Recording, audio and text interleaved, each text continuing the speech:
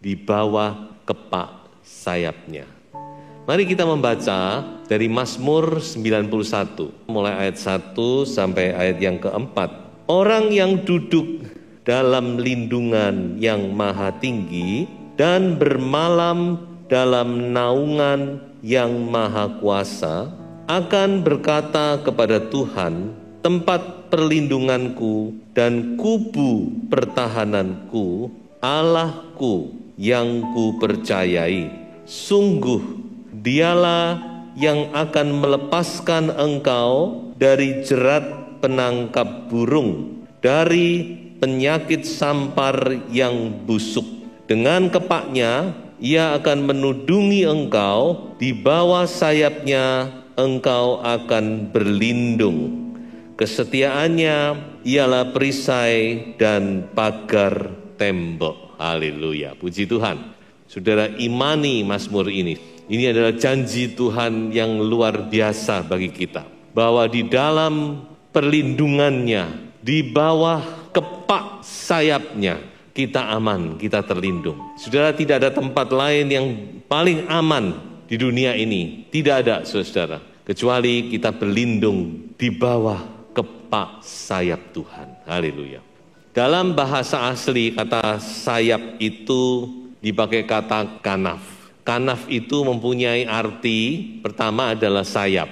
Yang kedua artinya adalah bersembunyi atau tempat persembunyian. Kanaf juga mempunyai arti melindungi, mengcover. Jadi tidak heran kalau kita membaca di dalam firman Tuhan, baik di dalam perjanjian lama maupun di dalam perjanjian baru, kita melihat bahwa Allah itu seringkali menggambarkan dirinya seperti seekor induk burung atau induk ayam. Saudara masih ingat bukan? Tuhan Yesus pernah berkata kepada orang-orang Yahudi, aku rindu mengumpulkan kamu seperti seekor induk ayam mengumpulkan anak-anaknya di bawah kepak sayapnya. Saya beberapa waktu lalu pernah melihat sebuah video bagaimana seekor induk ayam melindungi anak-anaknya dari serangan ular. Jadi ketika ular itu mau menyerang, induk itu melindungi anak-anaknya semua. Dan ular itu tidak berani sama ayam. Kelihatannya ayam, saudara. Kalau sudah begini, wah. Nah itulah saudara-saudara Tuhan kita. Tuhan mau kita berlindung. Berlindung di mana? Di bawah kepak sayapnya. Dia adalah induk ayam yang akan melindungi kita dari segala serangan mara bahaya. Di ayat tadi kita sudah baca, melindungi engkau dari sampar, bahaya sampar yang merajalela. Inilah penggenapan firman Tuhan. Sampar merajalela. Kita sudah hidup di masa-masa yang terakhir, di mana firman Tuhan itu satu persatu sedang digenapi. Dan saya juga percaya bahwa Tuhan juga akan menggenapi perlindungannya atas kita. Amin, saudara. Jadi kalau ada sampar, maka pasti ada perlindungan. Ayat tadi berkata, orang yang berlindung, bernaung di bawah kepak sayap Tuhan. Dia akan berkata, Tuhan engkaulah perlindunganku. Tadi kita sudah membaca. Saya yakin di dalam pimpinan Roh Kudus, lagu-lagu yang dipilih itu dengan firman itu saling berkaitan. Tuhan engkaulah perlindunganku. Mari kita mau berlindung. Seperti anak ayam berlindung di bawah kepak sayap Tuhan. Kita tahu bahwa bangsa Israel atau bangsa Yahudi, mereka tidak mau berlindung. Sebab mereka tidak percaya kepada Yesus. Dan sejarah membuktikan ketika mereka tidak mau berlindung di bawah sayapnya Tuhan, maka yang terjadi adalah sayap kekejian. Nah ini susah. Kalau saudara membaca di dalam kitab Daniel pasal 9 ayat 27 itu ada namanya sayap kekejian. Kita tidak bisa memilih, tidak bisa di tengah. Ini saatnya orang itu harus memilih A atau B atau A. Tidak ada pilihan yang ketiga. Ketika kita tidak berlindung di bawah sayap, di bawah kanaf dari yang maha tinggi, yang maha kuasa itu, maka kita akan dinaungi oleh namanya sayap kekejian. Dan itu terbukti bangsa Yahudi akhirnya mereka dihancurkan oleh Roma pada tahun 70 Masehi. Karena mereka dilindungi oleh sayap kekejian. Nah, ini yang sedang terjadi di dalam dunia ini, saudara. Manusia hanya ada satu di antara dua kemungkinan. Dia berlindung di bawah sayapnya Allah, sayap burung natsar itu. Atau dia dinaungi, berlindung di bawah sayap kekejian. Nah, mari kita sebagai orang percaya, kita mau tetap berlindung di bawah sayap yang kuat itu. Haleluya. Mengapa kita harus berlindung di situ? Ada apa dalam atau di bawah kepak sayapnya itu? Mari kita melihat beberapa hal. Saya akan membaca dari beberapa ayat di dalam kitab Mazmur. Yang pertama, di bawah kepak sayap Tuhan itu ada pemeliharaan. Mazmur 17 ayat yang ke-8. Peliharalah aku seperti biji mata. Sembunyikanlah aku dalam naungan sayap. Jadi yang pertama, firman Tuhan berjanji bahwa di bawah kepak sayap Tuhan itu ada pemeliharaan. Saya tahu enggak bahwa dari seluruh bagian tubuh manusia yang paling sensitif itu adalah biji mata. Biji mata itu paling sensitif, saudara. Makanya ada sesuatu dia langsung, kelopak mata itu langsung menutup. Kalau kita berlindung di bawah kepak sayap Tuhan, Tuhan akan menjaga kita seperti menjaga biji matanya sendiri. Hebat bukan? Ini janji Tuhan yang luar biasa. Tuhan akan memelihara kita seperti memelihara biji matanya. The apple of the eye. Sesuatu yang luar biasa. Ada janji di sini, saudara. Sebab itu jangan takut.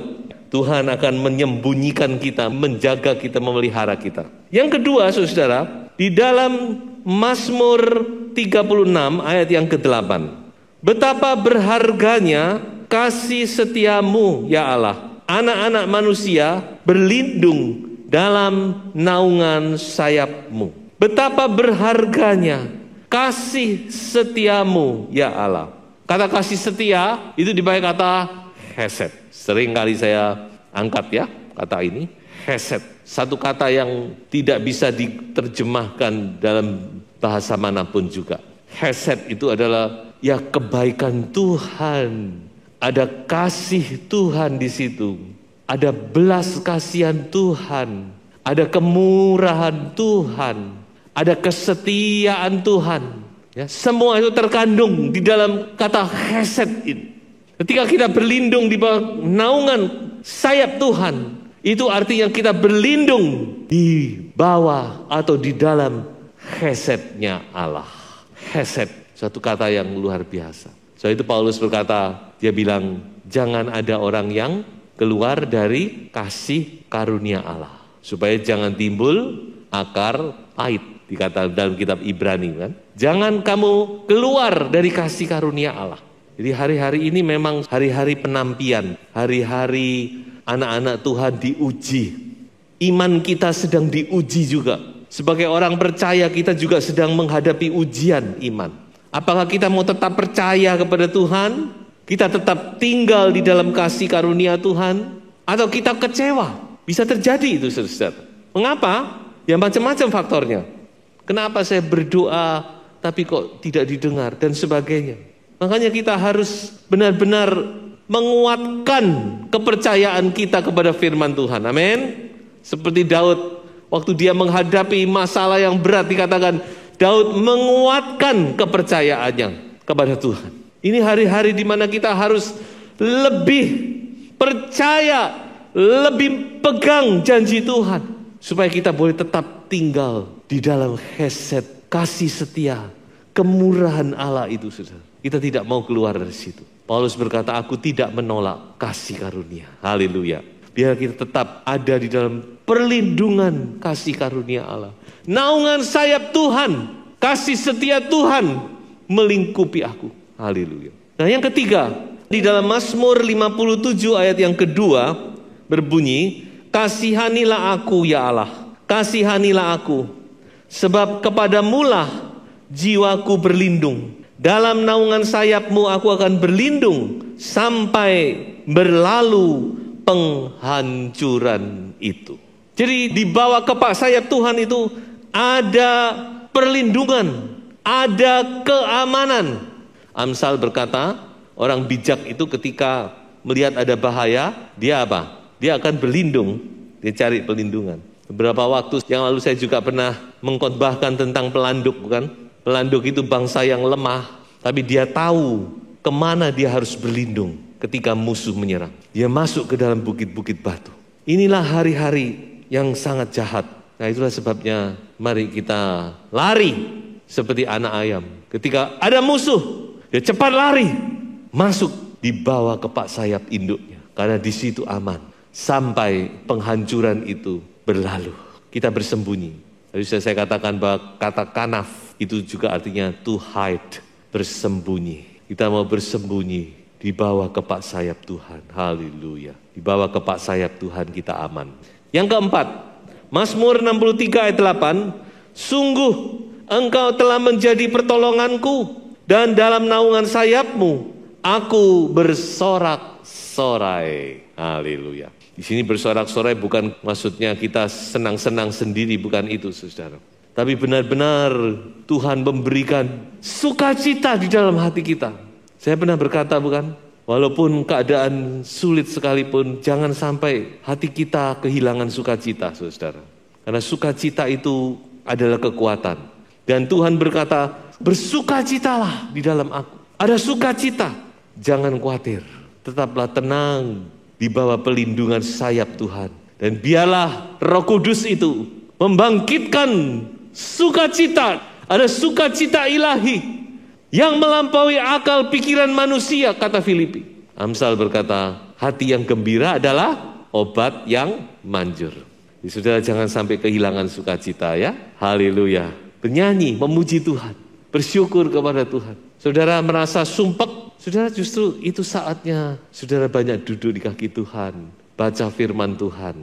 Itu kesempatan saudara, di mana saudara bisa mendekatkan diri, saudara bersekutu dengan Tuhan, memuji Tuhan, menyembah Tuhan. Izinkan Roh Kudus itu bekerja dalam hidupmu. Nanti pasti saudara akan mendapat damai dan sukacita.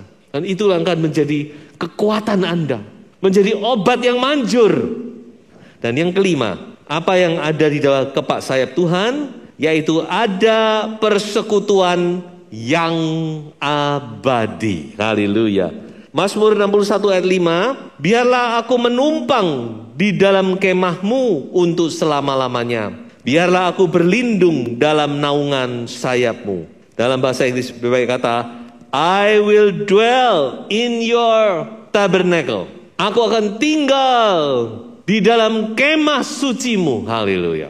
Saya masih ingat beberapa waktu yang lalu ketika saya juga bicara tentang kanaf, saya menunjukkan gambar tentang tabut perjanjian. Tabut perjanjian itu ditutup dengan tutup perdamaian namanya, di mana ada dua kerub yang mengembangkan sayap dan bersentuhan sayapnya satu dengan yang lain. Dan kemah suci itu penuh dengan gambar kerub yang mengembangkan sayapnya. Itulah gambaran daripada kepak sayap Tuhan yang menudungi. Jadi saudara, di dalam pelindungan sayap Tuhan itu ada sebuah persekutuan yang luar biasa. Kita bersekutu dengan yang maha tinggi. Kita bersekutu dengan yang maha kuasa. Dan kita akan menerima kekuatan. Kita akan menerima kemuliaan, saudara. Itulah sebabnya mari saya mengajak sidang jemaat. Saudara punya waktu yang lebih pakai untuk lebih mendekat kepada Tuhan. Ada waktu-waktu kita juga harus tenang, duduk di bawah kaki Tuhan. Haleluya, kita menyembah Tuhan. Kita bersekutu dengan Tuhan. Waktu yang sangat baik, waktu yang sangat indah. Ada persekutuan yang abadi. Sebelum saya akhiri khotbah saya ini, saya akan menunjukkan di dalam Alkitab seseorang yang tahu berlindung di bawah kepak sayap Tuhan. Dia tahu kemana dia harus berlindung. Itulah Rut, seorang wanita Moab. Suku Moab itu sebenarnya suku yang tidak boleh mendekat kepada Tuhan. Itu ada peraturannya. Bahkan sampai generasi yang ke-10 dikatakan mereka itu tidak boleh menjadi umat Tuhan. Tapi tetap ada perkecualian bagi orang-orang yang mau mendekat kepada Tuhan. Rut, dia datang, dia mencari perlindungan pada tempat yang tepat. Dia mencari perlindungan kepada Boas. Boas itu gambaran daripada Yesus, sang penguasa yang perkasa. Dia berkata, lingkupi aku dengan sayap. Dan kita melihat dalam kehidupan Rut, saudara. Karena dia mencari Tuhan, Allah Israel. Dia merendahkan diri, dia berlindung di bawah kepak sayapnya. Maka hidup Rut benar-benar dimuliakan. Dia terlindung dari segala perkara. Dia tidak pernah menyangka bahwa dia akan diberkati oleh Tuhan luar biasa. Baik secara jasmani, juga secara rohani. Satu-satunya wanita Moab yang namanya tercantum dalam silsilah Yesus Kristus adalah Rut. Dia menjadi nenek moyang daripada Sang Mesias. Haleluya. Kepak sayap Tuhan itu masih terbuka. Mari kita lari kepada kepak sayap Tuhan. Kita mencari perlindungan di tempat yang tepat. Jangan mencari perlindungan kemana-mana, saudara. Jangan gelisah, jangan cemas. Kita mau datang kepada Tuhan. Oh, haleluya, haleluya. Kita izinkan dia dengan sayapnya yang kuat itu melindungi kita. Siapa yang berlindung di bawah kepak sayap Tuhan? Yang duduk dalam naungan yang maha kuasa. Dia akan bersorak-sorai di dalam kasih Tuhan yang luar biasa. Tuhan Yesus memberkati.